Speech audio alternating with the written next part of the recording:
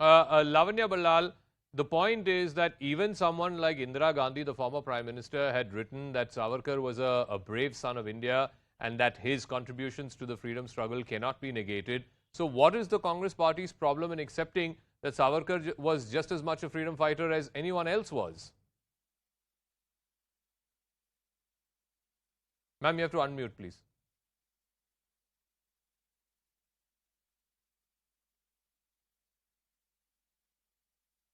We can still not hear you, ma'am.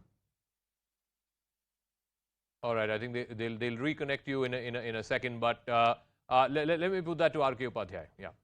Yeah. Zaka, that's a problem with, these people who are now talking about issues which are, long overdue. I mean, for 50, 60 years, we haven't gone through what, these people have written. And in fact, I think Savarkar is one of those who has written extensively.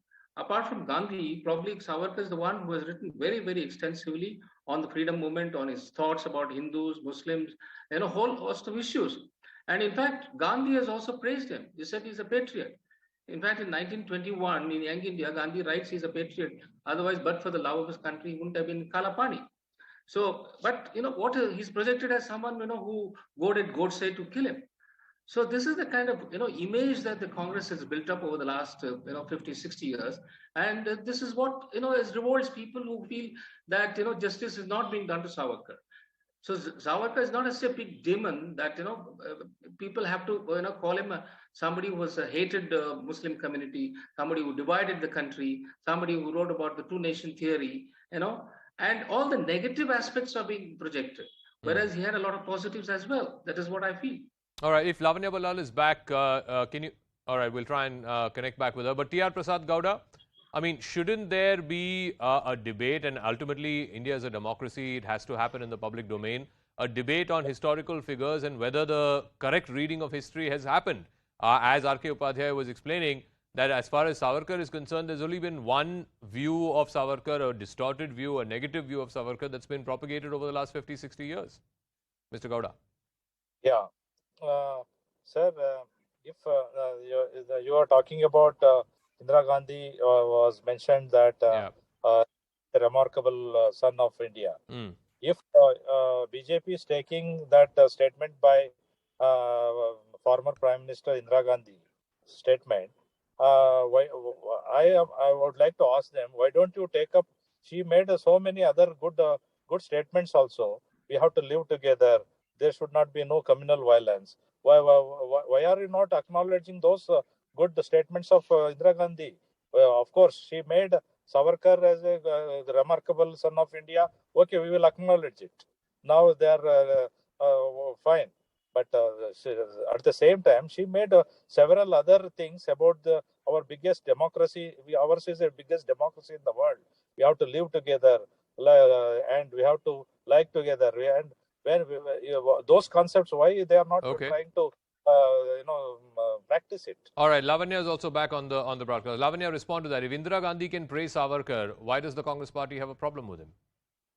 I will reiterate my point once again, Zaka. Karnataka state is reeling under multiple problems. There is lack of law and order. We have seen how the Home Minister's house was attacked by their own party members. We have seen how their party members have been brutally murdered in Karnataka. We have seen the corruption charges. We have seen how floods are affecting our state. And the question is, how is Savarkar, on what parameter have you judged Savarkar to be a better freedom fighter than any freedom fighter from Karnataka? If you are talking about unification of Karnataka, if you are talking about a better Karnataka, why not people like Alu Venkat? No, you made that point, ma'am. All I'm asking is, if Indira Gandhi can praise Savarkar, then why does Congress have this only negative view about Savarkar, pointing out only the flaws that you, as you perceive of him? Indira Gandhi is perhaps the biggest Congress leader you've had since independence. So why wouldn't her praise of him count? Zaka, I will give you a response. In his book, he writes about how BJP. I'm so sorry. There was a little bit of a problem on my end. This is about how rape as a political tool. He writes about rape as a political tool, and I, as a woman, will never endorse a person who will propagate the idea of rape as a political tool. So for me, that person can never be an idol. I hope he's not an idol for many other women. Okay. Mohan, Vishwa, I'll give you the final word. he was a controversial figure. You cannot exclude that whenever you talk about Savarkar. And the fact is that the Congress and other liberal historians, left historians, have always pointed to the fact that he wrote as many as 3 mercy pleas to the British to free himself from jail. None of the other freedom fighters had to take the crutches of a clemency plea. So, Zaka, if Congress wants to call Savarkar as a coward, what do you want to call Mr. Nehru, who lost 36,000 square kilometers of land to China? What do you want to call Nehru, who said that if the Subhash Chandra Bose comes against British to fight through Indian National Army, he's going to be arrested? Then what do you want to call Nehru, who agreed for 4 points the division of India by same Muslim League in 1927? And what do you want to call Nehru, who was keeping quiet in 1946 when the same British government was up against our Indian National Army personnel? What do you want to call them? When the entire world was going against building strength in the Indian Army, what did Nehru do in 1962? He reduced Indian Army personnel numbers by 50,000. What do you want to call him then? If Savarkar is a coward. So these are the questions which Congress should answer. I got to wrap up. Lavanya, 30 seconds. I'm completely out of time. 30 seconds. Is misinformation by Mr. Mohan Krishna, which they are very capable of.